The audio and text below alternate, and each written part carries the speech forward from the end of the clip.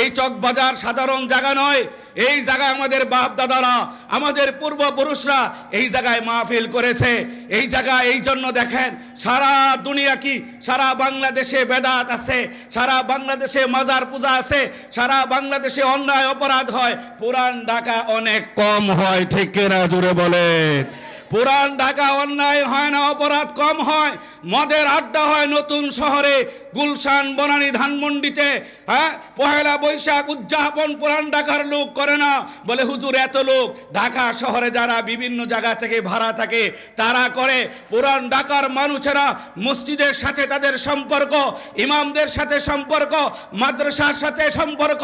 মনে রাখতে হবে মুফতি দিন মোহাম্মদ খান, মুফতি আমিনী রহমতুল্লাহ আলাই, হাফিজি হুজুর রহমতুল্লাহ আলাই, পীরজি হুজুর রহমতুল্লাহ আলাই, সদস্য রহমতুল্লাহ আলাই, তারা মাটির নিচে আছেন, তার সন্তানরা মাটির উপরে আছে।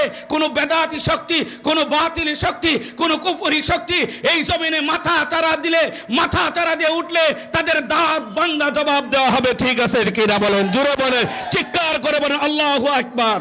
হাত উঠে বলেন আল্লাহু আকবার।